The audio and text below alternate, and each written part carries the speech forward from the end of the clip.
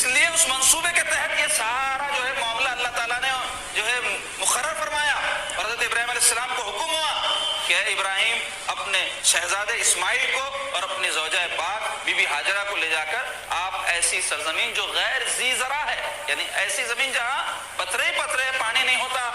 تو پانی جب نہیں ہوتا تو اناج نہیں اگتا، پرندے نہیں رہتے، انسان بسنا مشکل، وہاں لے جا کے چھوڑ دے۔ تو آپ اللہ کے حکم سے چھوڑ دیے، واقعات آپ سن رکھے، پھر دہراؤں گا نہیں۔ تو پھر اب جب جوان ہو گئے آپ اور قربانی کے مرحلے سے بھی گزر گئے، تو اللہ تعالیٰ کا حکم ہوا کہ اے ابراہیم آپ اپنے صاحبزادے، اپنے شہزادے کو لے کر کعبۃ اللہ شریف کی دوبارہ تعمیر کیجئے، جو نوح علیہ السلام کے طوفان کی وجہ سے ڈہ گیا تھا، انہی بنیادوں پر، اس کے بنیادیں باقی تھی، تو انہی بنیادوں پر حضرت سیدنا ابراہیم علیہ السلام و حضرت سیدنا اسماعیل علیہ السلام نے کعبۃ اللہ شریف کی تیسری مرتبہ تعمیر فرمائی، جس کا قرآن مجید میں ذکر ہے وَإِذْ يَرْفَعُ إِبْرَاهِيمُ الْقَوَاعِدَ مِنَ الْبَيْتِ وَإِسْمَاعِيلُ، کہ اس وقت کو یاد کرو جب بلند کر رہے تھے ابراہیم و اسماعیل کعبے کی بنیادوں کو، تو قرآن میں اس کا ذکر ہے۔ تو دونوں جو ہے ایسے معزز، مکرم، معتبر انبیاء علیہ السلام جو ہے کعبۃ اللہ شریف کی تعمیر فرمائے، یہ تیسری مرتبہ تھا۔ چوتھی مرتبہ کعبۃ اللہ شریف کی جو تعمیر ہوئی وہ رسول پاک صلی اللہ علیہ وسلم کے زمانے مبارک میں ہوئی۔ حضور علیہ السلام اعلان نبوت نہیں فرمائے، اعلان نبوت سے چند سال قبل ایک سیلاب آیا، کیونکہ جو کعبہ ہے وہ نشیب علاقے میں، ڈاؤن میں، آج بھی آپ دیکھیں اگر اللہ نے کسی کو وہاں جانا نصیب کیا ہے تو وہ جب بالکل باہر سے پہلی مرتبہ انٹر ہو رہا ہے تو جہاں سڑک ہے، جہاں سے بندہ جو ہے صحن کعبہ میں آنا چاہتا ہے، تو جیسے جیسے وہ آتا ہے تو کوئی غور کیا ہوگا، کوئی نہیں کیا ہوگا، یا اللہ کے بندے انشاءاللہ آپ لوگ سب اللہ کے فضل سے جائیں گے، دعا ہے ہماری اللہ آپ سب کو لے جائے، ہم سب کو لے جائے، بار بار لے جائے، اللہ تعالیٰ ہر ایک کو پہچان کر دے اور اس سرزمین کی قدر کرنے کی توفیق عطا فرمائے، اور اس کی برکتوں سے اللہ سب کو سرفراز فرمائے۔ تو جب جائیں گے تو جو جا چکے ہیں وہ سمجھ سکتے بات، اور انشاءاللہ جو جائیں گے وہ جب جائیں گے تو مجھے یاد کر کے یہ بات کو جو ہے ذہن میں لا لینا کہ وہ نصیب میں جیسے جیسے آپ جاتے سڑیاں ہوتے کعبۃ اللہ کے پاس پہنچتے، تو وہ پہاڑوں کے بیچ میں اور ڈاؤن میں ہونے سے بارش جب ہوتی تو سیلاب کا پورا پانی بہہ کے آ کے وہاں جمع ہو جاتا تھا۔ اب تو خیر ڈرینیج سسٹم بہت زبردست ہو گیا، اس واسطے پانی جمع ہونے کا امکان نہیں رہا، لیکن اس زمانے میں ڈرینیج سسٹم نہیں تھا، اور پتھریلی زمین میں سے کہاں سے ڈرینیج سسٹم نکالیں گے، سسٹم تھا ہی نا ڈرینیج کا اس زمانے میں، تو لوگ ضرورت وغیرہ کے لیے پہاڑوں کے اوٹ میں چلے جاتے تھے، جھاڑوں کی اوٹ میں جا کے ضرورت سے فارغ ہوتے تھے۔ کئی حدیث میں آیا سرکار پاک صلی اللہ علیہ وسلم خود سفر میں، تو اس زمانے میں ہر جگہ بیت الخلا تو ہوتے نہیں تھے، تو درختوں وغیرہ کے پیچھے جانا، اوٹ میں جا کے طہارت کرنا، اس کے بارے میں بہت ساری حدیث آئیں۔ تو مختصر یہ کہ پانی جمع ہو گیا جس کی وجہ سے کعبہ ابراہیم علیہ السلام کے زمانے کی بنی ہوئی تھی، کتنی قدیم تھی، کیونکہ ان کا زمانہ بھی سرکار سے 2000 سال پرانا ہے، تو وہ عمارت جو ہے ڈھہ گئی۔ تو قریش کے لوگ سب مل کے میٹنگ کرے کیا کرنا، تعمیر کرنا، تو اس کے لیے کیا کیے، جدہ جو ہے قریب ہے وہاں سے، تو وہاں سمندر کے پاس جہاز آیا کرتے تھے، تو ایک جہاز ٹوٹ گیا تھا تو اس کی لکڑی وغیرہ پڑی ہوئی تھی، تو وہ لوگ جا کے بات کر کے چھت کے واسطے لکڑی خرید کے لا لیے، اور کعبۃ اللہ شریف کی جب تعمیر کا آغاز کرے تو بولے کہ ہم کو حلال پیسہ اس میں لگانا چاہیے، اللہ کا گھر ہے یہ۔ تو تعمیر شروع ہوئی جناب، ہوتے ہوتے کیا ہوا کہ جو پیسہ جو حلال جمع کیے تھے وہ ختم ہو گیا، اور کعبۃ اللہ شریف کی تعمیر مکمل نہیں، بجٹ کے باہر ہوگا کام، تو کیا کرنا، ان کو اس زمانے میں بڑی غربت اور بہت مسکینی تھی، ایسے دولت مندی کے حالات کا جو تصور بھی نہیں کر سکتا، تو بہرحال کیا کرنا، تو جو اس کا ایک حصہ تھا کعبۃ اللہ کو، اس کو انہوں بولے عمارت کو چھوٹی کر دینا ذرا، چوڑی بنائے تو خرچہ زیادہ ہو رہا، چھوٹی کرے تو جو بھی خرچہ ہمارا بجٹ ہے اس میں کام ہو جاتا، تو جب وہ بنائے تو کچھ حصے کو باہر چھوڑ دیے، جو آج بھی موجود ہے اس کو حتیم کہتے ہیں۔ کعبۃ اللہ شریف میں ایک حصہ ہے گھوڑے کی نال کی طرح نظر آتا ہے، آپ دیکھیں گے اس کے اوپر 3 لیٹا بھی لگے ہوئے رہتے، اور لوگ جو جاتے وہاں جا کے اندر جو ہے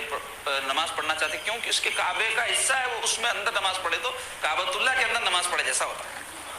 تو وہ حتیم کہلاتا ہے۔ تو تعمیر جب کرنا چاہتے تھے، عمارت گر گئی، تو سنگ اسود جو وہاں لگا ہوا تھا، جو جنت کا پتھر ہے جس کو چوم کر یا چوم نہیں سکتے تو اشارہ کر کے طواف کا آغاز کرتے ہیں، وہ پتھر نکال کے لے جا کے رکھ دیے سائڈ میں۔ تعمیر جب ہو گئی تو اب لا کے لگانا ہے، تو جہالت کی رگ پھڑک گئی، کیونکہ تھے پورا جوہلا،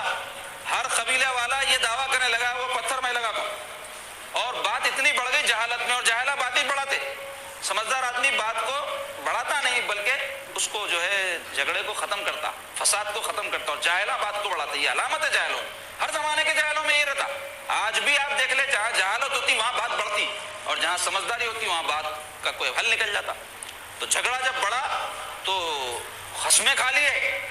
کیا قسمیں کھائے کہ اگر ہم کو موقع نہیں دیں گے یہ جو ہے سنگ اسود وہاں لگانے کا تو خون خرابہ ہو جائے گا. اور اس زمانے میں طریقہ تھا خون میں انگلیاں ڈبا کے قسم کھا لیتے, تو مطلب تھا خون بہا دیں گے مگر اپنی بات منا کے رہیں گے.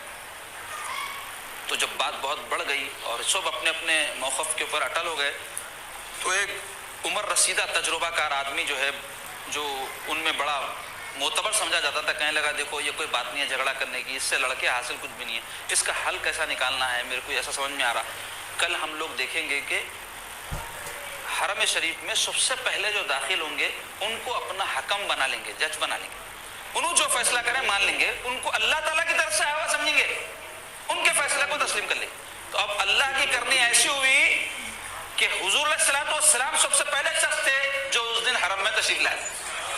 تو حضور کو دیکھتے ہی سارے پکار کے بولے یہ تو صادق امین ہے, ان کی تو ہر بات ہم ماننے تیار ہے. تو اب میرے آقا کے قربان جاؤ, ایسا بہترین فیصلہ فرمائے. حضور فرمائے جھگڑ لیں کیوں,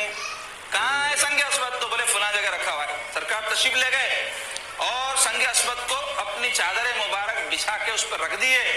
اور ارشاد فرمائے کہ جو جو قبیلے دعوے دار ہے سنگ اسود کو نصب کرنے کے, ان کے پاس سے ایک ایک نمائندہ آ جاؤ. تو اپنے اپنے نمائندے کو بھیجے ہو لگا. تو سرکار پاک صلی اللہ علیہ وسلم فرمائے چلو یہ چادر کا ایک ایک کونا پکڑ لو. سب جنے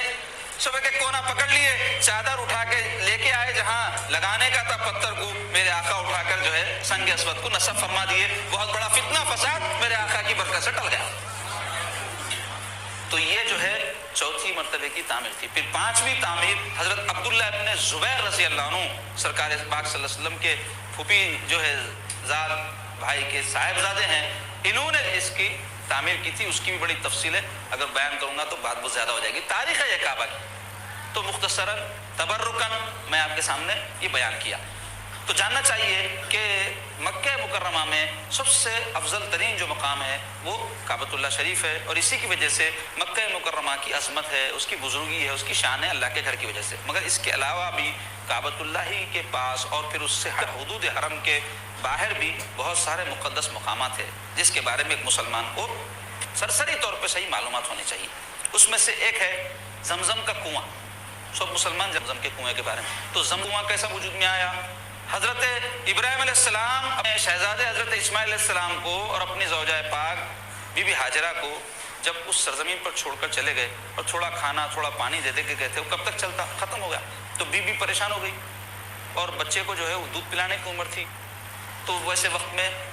سخت گرمی کا موسم, تو اپنی غذا ختم ہو گئی. اب انہوں کھانا نہیں کھانے کی وجہ سے ان کو جو ہے دودھ پلانے کے لیے اپنے چھاتیوں میں دودھ نہیں رہا, تو بڑی متفکر ہوئی. پھر بچہ پیاس کی وجہ سے بلکنے لگا. تو آپ پریشان ہو کر اللہ کی ذات پر بھروسہ کرتے ہوئے, دو پہاڑیاں ہیں صفا اور مروہ جو کعبۃ اللہ کے بالکل قریب میں, ایک کونے میں صفا ایک کونے میں مروہ. تو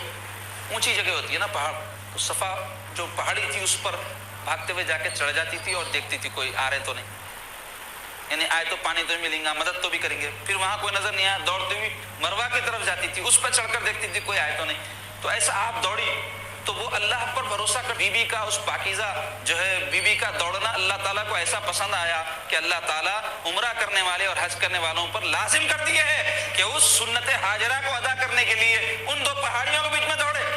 صفا و مروہ کی. وہ نہ صرف بلکہ اللہ تعالیٰ ان پہاڑیوں کو اپنی نشانی قرار دیا قرآن مجید میں, ان مروۃ من شعائر اللہ, کہ بے شک اللہ کی نشانی ہے. فرمایا پتھر ہے بھائی, ایک پتھر, ایک پہاڑ ادھر ایک پہاڑ ادھر, اس کو کیا فرما رہے میری نشانیاں, تو وہ نشانی کیوں بنی اللہ کی, اللہ کی اس محبوب بندی کے اس جو ہے عمل کی وجہ سے جو آپ اللہ پر بھروسہ کرتے ہوئے ان دو پہاڑیوں کے بیچ میں دوڑ رہی تھی. اللہ کو ایسی ادا پسند آ گئی کہ سب کو جو ہے اس عمل کی طرف لازمی قرار دے کر اس کام پہ لگایا اللہ نے, نہ صرف بلکہ ان پہاڑیوں کو اپنے نشانیاں کر کے. تو قیامت تک جو اس کے بیچ میں دوڑے گا وہ عبادت کرنے والا شمار کیا جائے گا اور قدم قدم پر اس کو نیکی اور اجر عطا کیا جائے گا. تو اب یہ آپ جب دوڑ رہی تھی تو کیا دیکھتی ہیں کہ ایک فرشتہ ظاہر ہوا اور حضرت اسماعیل علیہ السلام جہاں تھے وہاں ان کے پیر کے پاس سے پانی بھل بھل نکلنے لگا. تو اب ماں تھی تڑپ گئی, پانی بھیجیں گا تو میرے بچے کا کیسا ہوگا. جا کے جلدی جلدی پانی کو کیا کی, مٹی خرید کر کے اجزا کر کے چلو میں پانی لے کے پلاتے جاتی اور فرماتی ہے زم زم, یعنی رک رک, زمزم کے معنی رک رک, یعنی بھیجا نہ کو میرے بچے کے ہاتھ سے رکاوٹ ہے. تو وہ پانی کا نام زمزم پڑ گیا. اور سرکار پاک صلی اللہ علیہ وسلم فرماتے اگر بی بی ہاجرہ اس پانی کو محدود نہ کرتی اور روکتی نہیں تو وہ جو ہے کنواں نہیں رہتا تھا, چشمہ بن جاتا تھا بولے, اور ساری دنیا اس پانی سے سیراب ہوتی تھی.